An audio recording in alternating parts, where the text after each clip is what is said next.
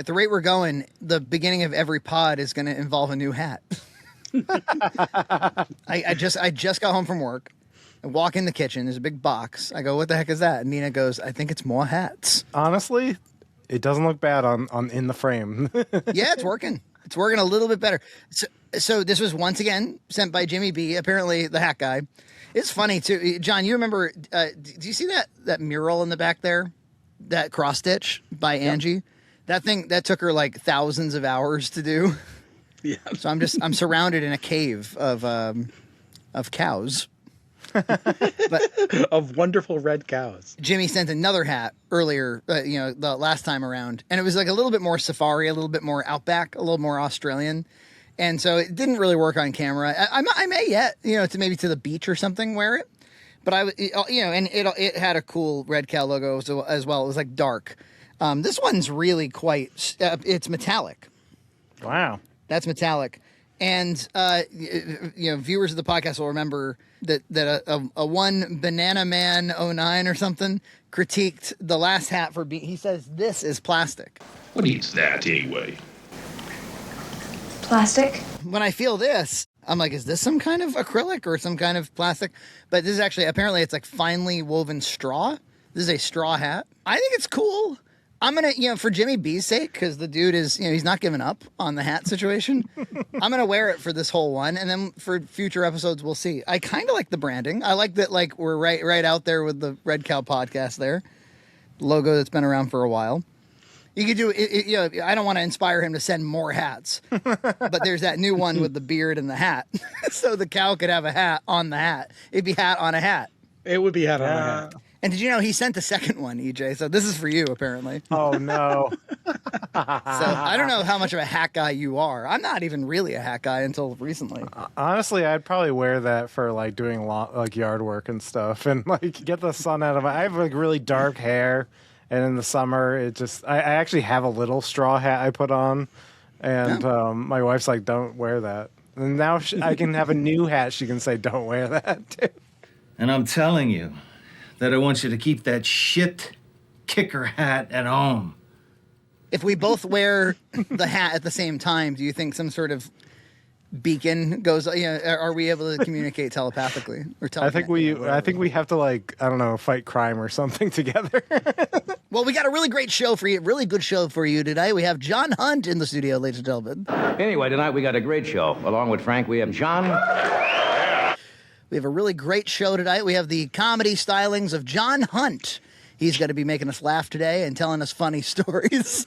And now he is here for you. Please, a nice round of applause for the comedy of Mr. John. How you doing, John? You haven't been on the pod in forever. Yeah, it's been a little while. I'm doing real good. I'm doing all right, Making my way through winter, looking forward to spring. I'm hoping for spring right now. I don't want any more winter. I'm all done. All set. You're tired of the snow and the ice. Oh, I am. Yeah. We had out here in the Northeast, we had a pretty big one a couple weeks ago. Were you stuck in the house, John? How did you get out? Did somebody plow you out? Yeah, well, we have somebody who comes down and plows the driveway, which is great. A neighbor comes up and plows it. And then Matt and I dug out the cars and got everything, all in order. But it's a pain. I love snow. I love when snow's falling. I love big snowstorms, but I want it to be gone in the week, Yeah. If we're hanging around 2-3 weeks. Well, I think the older and frumpier you get, the more snow rattles you. Yes. And my frumpiness is on the rise, I tell you. So, like, as the forecast was, intensifying, that's when my mom starts to pace around, like something's going to happen. My parents have a lot to shovel out, and I was ready to go dig them out, but my dad has like an unlicensed Jeep in the driveway that he can't take it on the road, but he put a snowplow on it, and he just plows himself out now. And wow. He's 78. He just turned 78, and he's like, we still know how to get rid of snow, Frank. But I was going to say, with them, when I was, and we had a deck, and every time I ever leave their house when I'm visiting, they make a big stink about, like, do you want to leave via the garage? Do you want to go down the stairs indoors and then leave via the garage? Because then there's zero risk of slipping on the deck stairs. I mean, you've been to my house, my parents' house. Yeah. They're very worried. It's kind of founded because my mom one time slipped in the driveway and broke her wrist. Ooh. And you don't want to be breaking your wrist. No, or worse. I mean, wrist is bad, but you could break, a fibia or a tibia or, right. break your hip. You don't have to be breaking bones at this age. And it took her. I remember it took her like a half a year to wrangle that wrist. You know, this whole country's having extreme cold weather. It's definitely we've had pretty mild winters these past few years. Yeah. And so like I'm almost not used to this much snow. There was so much snow. It was like it was going over my snow blower because it was so deep. And I was like, "Oh God, this is a lot." Yeah, as the forecast was coming through, a lot of people were like, "Oh yeah, I guess we haven't really had like a huge snowstorm in like 3 years, right? Or maybe 4 years. It's been a little while. Not a big one where there's serious fear of losing power." Is what there was I think it was Winter Storm Nemo. Do you guys remember Winter Storm Nemo? Yeah, I remember that name. Like power went out for 2 days, and it's cold. And you're not hopefully not in a survival situation there, but it's like it's just a little bit scarier than you want it to be. You know, you're now in a cold house, so you're having a bundle in a cold house unless you had a generator power. Which, like, are you really going to go through the trouble of setting up a generator power? I mean, I'm sure we have listeners who are survivalists or something, and they're like, "Of course you have a generator." But I remember my parents were always fearful of. They were like, if we don't shovel that snow at the correct clip, because also as it's coming down, you have to sort of shovel in layers. If we don't do that, then we will have a layer of ice, and that layer of we will fall on the ice, and we'll have ice to deal with for 3 weeks, and that's all valid. But there's also another part of me, a lazy part of me, that's like, how about I'll just be careful while I'm walking on the ice, and then I'll get into the car and I'll drive away. And, you want to enjoy the snow day, you know? You want to be like, there's layers of snow out. We're going to put on a movie. If you have a fire. For some reason, overeating is a big piece of this. I don't know why. Getting fat and sassy. Eat bread and desserts and just get all fat and sassy. Yeah. Shit, that woman kind of like made it okay. You wipe out a whole thing of Oreos on that day. That woman's spirit is like the spirit inside all of us, I think. Like that's why it resonated. Well, before we get into the meat and potatoes, boil them, mash them, stick them in a stew. Just a couple of quick things. The reason I'll have a hat to give to EJ in a couple days, and we have a little bit more snow coming apparently, is have you guys ever heard of like Cinemassacre released their own hot sauces? That's right. It's my hot sauce. I have Up heard. to and including Mike's man sauce or whatever. Mike Matei's creamy white sauce. Whip it out for Grandma's Christmas dinner. Mike's dick juice. Load was huge. So we'll go over this in detail, but I just like every once in a while, the pop culture comes around and it gives us topic ideas for the podcast. But sometimes like Cannibal will come out on Blu-ray and I'm like that's more than a podcast clip. And sometimes Cinemassacre releases idiotic hot sauces. And I'm like, there's if we're going to ingest food, I have a show where we ingest food. And so John and I are going to interview one another. Yep. It's going to be fun. We're going to maybe, after 26 years of friendship, maybe we'll learn something about one another. Hey, there you go. It's going to be fun. I got some great questions. You got some great questions. And I'm going to film it. I mean, the premise of the show, of the real show. So we're doing hot ones. It's going to be called box ones or hot box or something. That's a different kind of show. Yeah. John and I are going to smoke a giant bag of weed. Now that would be a hell of a show. Yeah, that's a real, like, one of us has terminal cancer and there's nothing left to lose. Yeah. Just try something else. But of course, like, as the heat intensifies, and they, of course, do chicken wings. We'll do mac, I think. The ability to compose yourself and answer the question honestly, sort of maybe it takes away from, like, the preformed nature of interview shows. I think that's what that dude's going for, right? That's the whole idea, so. The hot sauce really fucks with your brain. It does. And its capability of being able to answer, which is really a clever aspect of the show. See what you've done here. But we have a lot of hot sauces, and we have Billy Mitchell's hot sauce apparently is coming in tomorrow from Jimmy B. They're calling him Jimmy B. because he be sending a lot of hats. Yeah, people insisted on the Ricky's sauce. Billy Mitchell. I was like, well, who cares? But everyone's like, no, we care. We care. Frankie, are you even a big fan of hot sauce? Do you even like it at all? I used to like to put a little bit of Tabasco sauce on like a slice of cheese pizza, like a little bit. I like Buffalo Mac. There's a new Buffalo Mac, by the way, up in Boston that when I'm there for work, it's at MJ O'Connor's bar, and it's the Buffalo Mac. And it's really fucking good. And it's become like a highlight of going up to Boston. So I do like the heat there, but we'll see. I definitely don't like, the kind of hot sauce that overwhelms you. And I think that's what we're walking into. Yeah, I think so. We're going to be totally so we shall see. Sweating. Oh my God. I feel like this hat is a hot sauce hat. Maybe. Do you think this belongs on the show on Saturday? I kind of feel like it would fit. I think it would fit well. Yeah. Yeah. All right. Because I haven't decided. Is the hat a podcast persona, or is it is it a cross channel persona?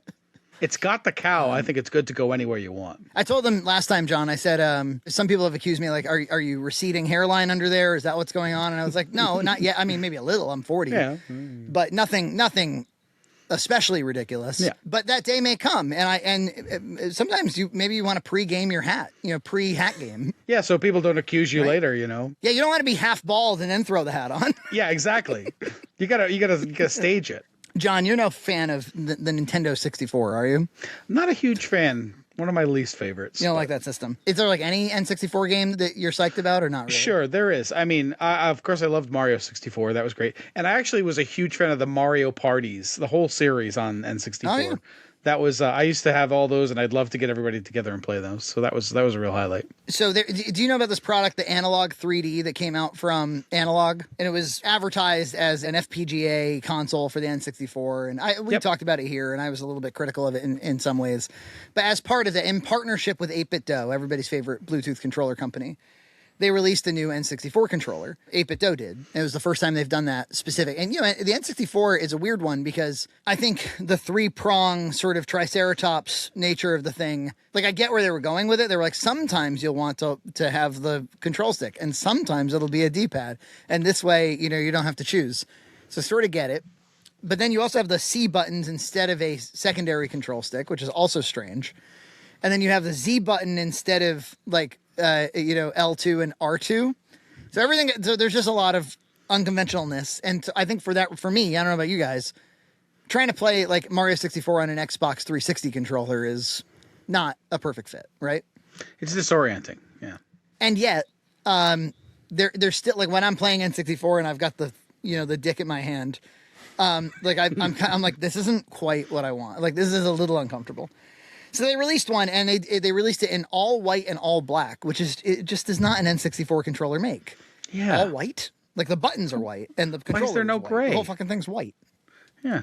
Right. Gray with the appropriate blue A, green B, yellow C's, red start, right? Well, at that point, are you too close to Nintendo?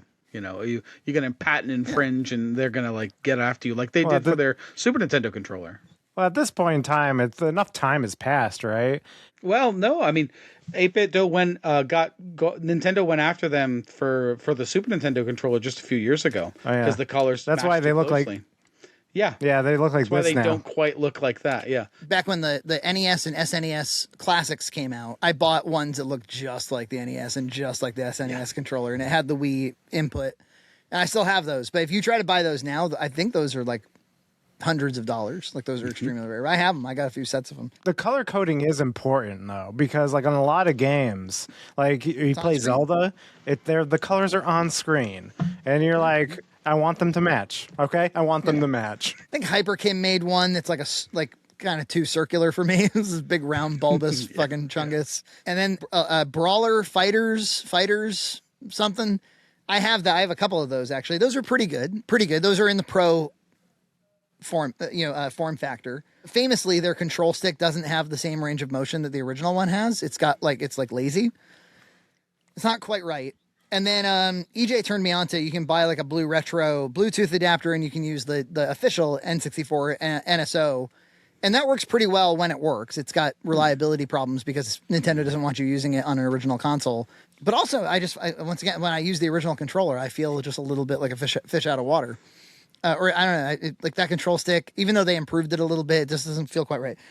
So back in November, they allowed pre-orders for, they released this new controller in gray with the original colors, and I just got it in, and here she is. And you know what?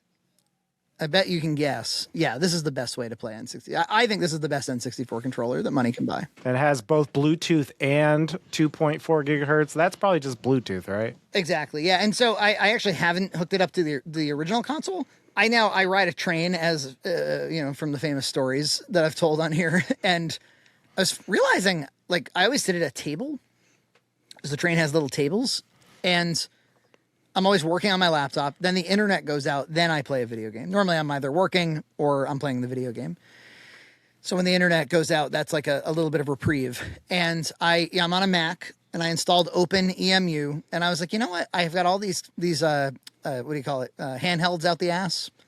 But I thought maybe just playing right here with a Bluetooth, some N64 on my Mac will work well. And you know what? It's great. It's like, I'm like, what a dumbass I've been buying all these handhelds. And I like the handhelds and they're cool and I stand by them and everything. But like, it's come a long way. You can just, with a computer and a controller, you've got a whole lot of fun to be had. And the Mac is like usually what a 3:2 ratio, right? So retro games don't look bad on it, and Game Boy Advance games look really good on it. So it's not a bad way to go. I actually do that a lot myself. In fact, I captured all of my Game Boy footage when I was doing my Game Boy video, my top 10 Game Boy games. That's all on my Mac with OpenEMU.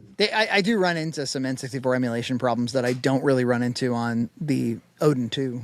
You still want to be playing N64 on a TRT if that's your bag. I would say the only thing wrong with this controller, they have those little ridges, which is actually authentic. So it took me a minute to get used to it. The little ridges on the control stick. They're like this little kind of hexagonal kind of thing that's happening. These little, where it kind of like goes into those grooves. The GameCube has that. The GameCube controller has that. WWF No Mercy, one of their best games, you're controlling the character with a D-pad. And I was like, just play this game with a 2D controller, with an SN30 or something. Because trying to use this, reaching the thumb, it works, but it's not comfortable. They could probably have inched this thing over here a little bit more for that kind of gaming, and it would have been actually pretty perfect. But great controller. If you're an N64 fan and you need the colors, it's now available. Get it before they get sued. I went to a local junk store. It's kind of like, I guess you could call it an antique shop, but it's more disorganized than an antique shop. It's like he buys lots of stuff and then he just like dumps it in this. It's also a laundromat. So it was originally just a laundromat. And I think like the real estate next door to the laundromat like opened up. So he rented that out too. So now it's like one big complex with a laundromat with a bunch of bullshit in it. So I go in there every once in a while because they have like records. They have like old games sometimes. They have DVDs, VHS. They have laser discs like strewn about. They have old Christmas decorations and like smutty posters. Last time I went there, he had like a huge box. Super Nintendo games and NES games. He's like, oh, somebody just dropped those off. And they had a lot of good ones. And there were some I wanted to get, but I couldn't get them all because they were priced pretty appropriately to what they probably should be. So I picked up, of the NES games, I've always wanted Dragon Warrior. Originally most people got this as like a freebie from Nintendo Power, but I didn't have Nintendo Power at the time, so I did not get that freebie. You're too late to be a Dragon Warrior, Captain M. Because they thought it was going to be more of a success than it was, so they had a lot of excess copies, and then they started giving them away at Nintendo Power. So I got Dragon Warrior, which I know a lot about because of Jason Graves and no other reason. Dragon Warrior, yeah! Whoa, Dragon Warrior! I played it extensively as a child. That was one that I had. Awesome. One of my introductions to RPGs. Yeah, I played it on the Game Boy Color when it ported it to the Game Boy Color. It was in my Game Boy list too because I loved it, and but I kind of missed it on the NES, so I wanted to get it. Even in the world of EverDrives, I feel like there's some games that's like, oh, I just like kind of want the physical thing. I feel like having an EverDrive makes you a little bit more selective, where you're like, okay, now what will my game collection be now that I have all the games? Yeah, exactly. And the next game is Faxanadu, which is not one that I really have any affection for, but I've seen it enough in people's videos and the music sounds really cool. That I thought it would be cool to own it. I don't know why. Like, was it Hungry Goriah uses the music a lot? I was just gonna say, I was like that YouTuber Hungry Goriah. I know it from. She's mentioned Faxanadu a billion times. But another game I came back to regularly was Faxanadu. And both of these came with the instruction booklets, and they're pristine. Nice. They're beautiful. You know what I think we should do? And by we, I mean you two guys, and I won't be involved.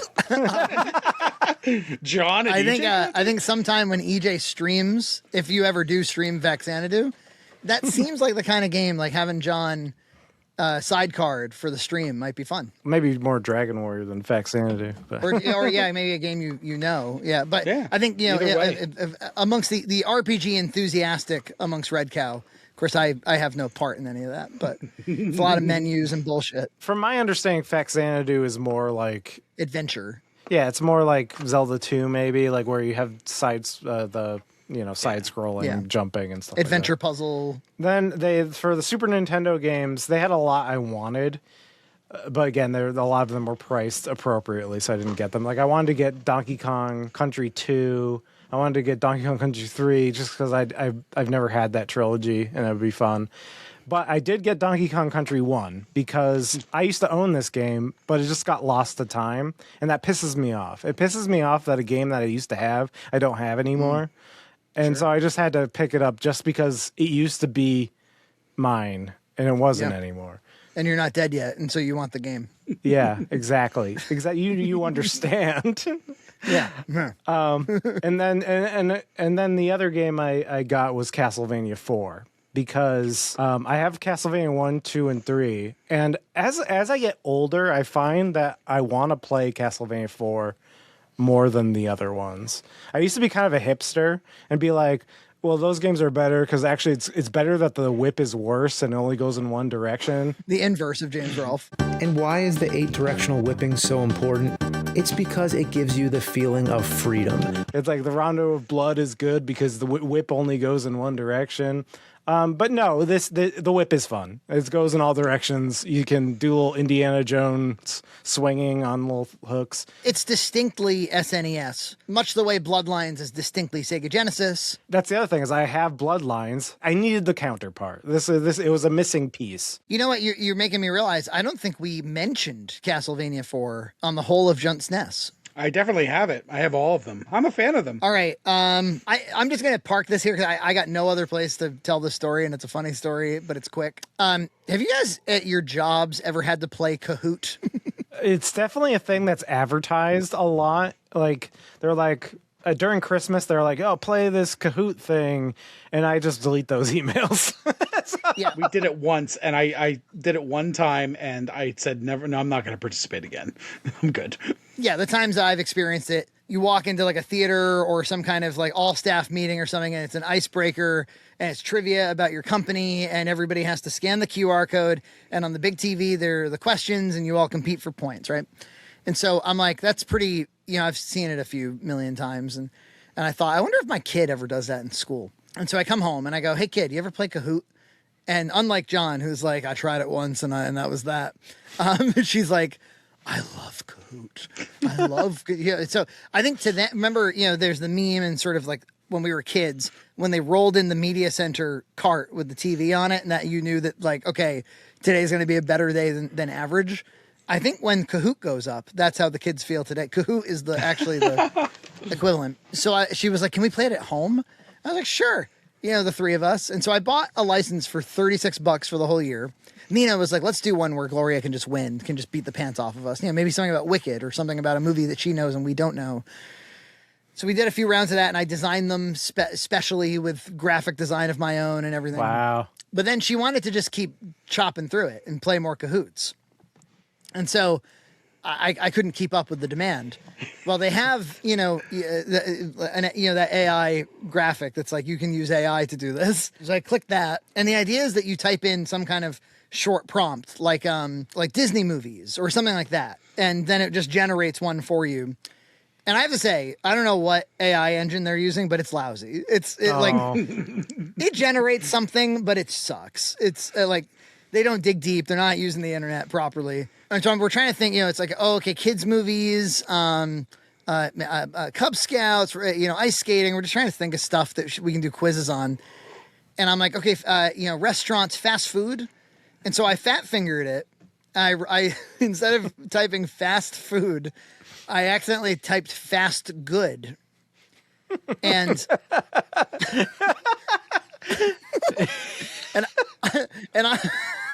I'm the type to notice if I made a typo, and I did notice, and I erased it. But like the horse had left the cart. Suddenly, I launched it, and I thought we were going to get the fast food quiz, and instead we got the fast good quiz. And every single question was like, if you have a service that is fast, does that necessarily also mean it's good? Sometimes, probably, maybe, always. It's like, should a company strive to be both fast and good? Is being fast and good a tenet of good service? Everything was like the concept of fast and good. We were laughing and laughing and laughing. Oh my goodness. Buy a license at Kahoot, type in absolute nonsense, and have it quiz you on fast and good. Fast and good. You know, because there's that axiom of like you can have it fast and good, but not cheap, and cheap and fast, but not good, and all that stuff. Yeah. It's like, this just cuts cheap out. Just makes it about fast and good. It's just a line, not a triangle. Not just new, darling. New and good. Subscribe to Red Cow Entertainment on Patreon for full episodes every other week.